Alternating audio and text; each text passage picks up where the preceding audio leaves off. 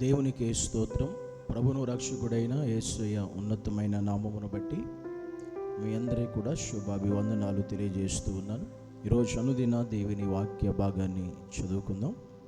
పరిశుద్ధ గ్రంథం నుంచి మత్తయి సువార్త 10వ అధ్యాయము 36వ వచనం. ఒక మనుషుని ఇంటివారే అతనికి శత్రువులగుదురు. ఈరోజు దేవుడు మనతో మాట్లాడుతున్న ప్రాముఖ్యమైన విషయం ఏంటంటే, ఒక మనుషుని ఇంటి వారే వారికి శత్రువులు అగుదురు అని దేవుని వాక్యం మనకి సెలవిస్తూ ఉంది. దీని మాట యొక్క అర్థం ఏంటంటే, ఒక ఇంటి వారే ఆ ఇంట్లో ఉన్నటువంటి వ్యక్తికి పొరుగువారు కాదు, బంధువులు కాదు, రక్త సంబంధికులు కాదు, తన ఇంటి వారే నీకు శత్రువులుగా మారుతారు అని దేవుని వాక్యం సెలవిస్తూ ఉంది. ఎందుకనంటే, ఈ లోకంలో ప్రభువైన యేసుక్రీస్తు మనకు ముందుగానే చెప్పాడు. మనం క్రీస్తుని నమ్మిన ఒక కారణాన్ని బట్టి, క్రీస్తుని వెంబడిస్తున్న ఒక ఉద్దేశాన్ని బట్టి, మన కుటుంబంలో మనం క్రీస్తుని కలిగాం, క్రీస్తుని నమ్ముకున్నాం. కానీ మన కుటుంబంలో మిగతా వారు అంతగా క్రీస్తుని నమ్మని వారు అయినప్పుడు, అంతగా క్రీస్తు యొక్క గొప్పతనాన్ని వారు తెలుసుకోలేని పరిస్థితిలో ఉన్నప్పుడు, నీవు దేవునిలో ఉండే విధానం వాళ్ళకి నచ్చినప్పుడు, నీ ఇంటి వారే నీకు శత్రువులుగా మారుతారు, నీ ఇంటి వారే నీకు శత్రువులు అవుతారు అని దేవుడు ఈ విషయాన్ని ఎప్పుడో చెప్పాడు. ఎందుకనంటే, దేవుళ్ళు మనం ఒక విషయం చేద్దాం అనుకున్నప్పుడు మన ఇంటి వారే మనకు అడ్డుపడుతూ ఉంటారు, మన ఇంటి వారు మనకు వ్యతిరేకం చెప్తూ ఉంటారు, మన ఇంటి వారే మనకి ఆటంకంగా నిలబడతారు. ఎవరో కాదు, ఏంటంటే ఇది క్రీస్తుని కలిగి ఉన్నాము కాబట్టి. కొన్నిసార్లు ఈరోజు ఇదే పరిస్థితి నీ కుటుంబంలో కూడా, నీ జీవితంలో కూడా ఎదురవుతుందేమో. నువ్వు క్రీస్తు కొరకు ఏదో చేయాలని ఆశ కలుగుంటావు, ఆసక్తి కలుగుంటావు, కానీ నీ అంత భక్తి జీవితం, నీ అంత ఆత్మీయ జీవితం, దేవుని కొరకు నీలా బ్రతికే ఆ స్థితి నీ ఇంట్లో మిగతా వారికి లేని కారణాన్ని బట్టి వారు ఖచ్చితంగా నీకు శత్రువులుగా మారుతారు. సాతాను వారిని శత్రువులుగా నీ మీద వాడుకుంటాడు.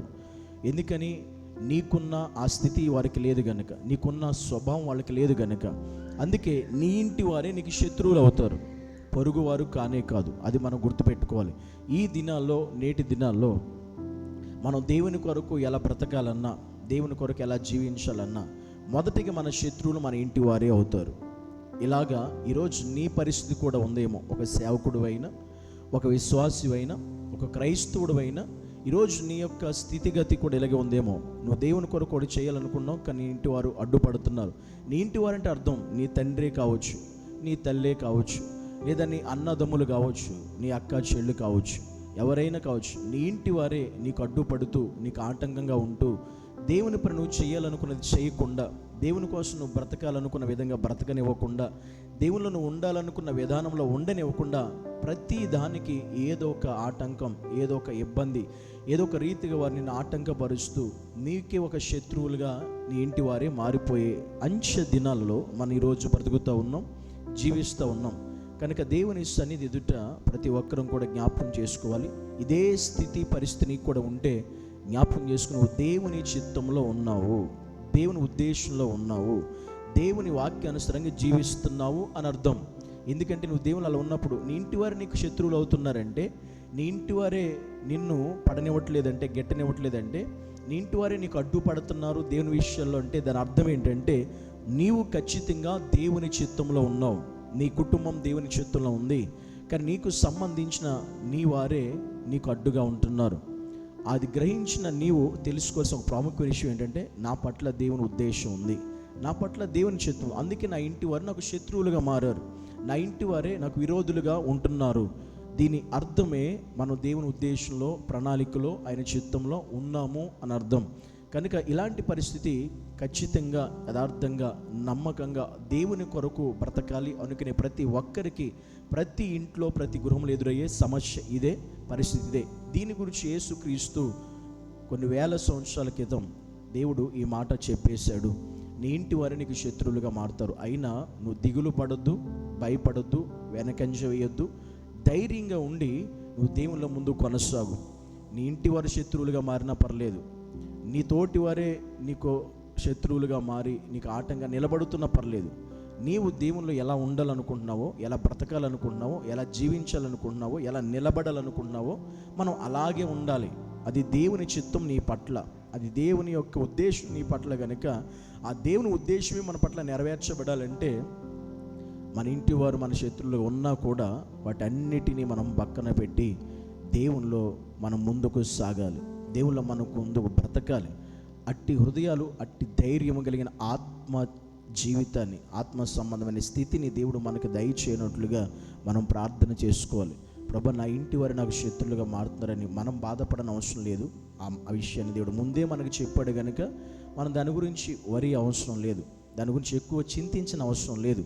ఎందుకు నా ఇంటి వారు నాకు ఇలా వ్యతిరేక నిలబడుతున్నారు అనుకుంటే మనకు వాక్యం తెలియకపోతే అలా ఆలోచించవచ్చేమో. కానీ ఈరోజు అందుకే దేవుడు నీతో మాట్లాడుతున్నాడేమో. ఈరోజు నా పరిస్థితులు కూడా ఒకవేళ అదే స్థితిలో నడిపించబడుతుంటే నీవు ఖచ్చితంగా దేవుని చిత్తంలో ఉన్న వ్యక్తివి, ఉన్న దానివి, ఉన్నటువంటి కుటుంబానివి. అందుకే నీకు ఆ పరిస్థితి ఎదురవుతుంది, నీకు ఆ స్థితిగతులు వస్తున్నాయి, నీకు ఆటంకాలు వస్తున్నాయి. నీ వారి నుంచే, నీ కుటుంబం నుంచే నీకు అన్ని వ్యతిరేక పరిస్థితులు, ఆలోచనలు, స్వభావాలు నీకు అడ్డుగా ఉంటున్నాయి. కనుక దేవుని ఎదుట మనం ఆ రీతిగా ఎన్ని వచ్చినా మన దేవుళ్ళ ముందు కొనసాగే కృప దేవుడు మనకి ఇవ్వాలని, ఇంకా మనం ప్రార్థన పూర్వకంగా దేవునిలో ముందు కొనసాగాలని ఈరోజు దేవుడు మనతో మాట్లాడుతున్నాడు.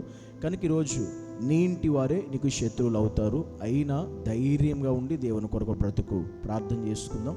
పరిశుద్ధుడైన యేసయ్య, నీకు వందనాలు. ఈ రోజు నాయన నీ సన్నిధిలో నిజమే నీవు చెప్పిన రీతిగా నా ఇంటి వారే, నా సొంత వారే నాకు శత్రువులుగా మారుతున్న పరిస్థితులు ప్రభువా. సొంత ఇంటి వారి శత్రువులుగా ఉన్నప్పుడు బయట వారు ఉండడం పెద్ద విశేషమేమీ కాదు.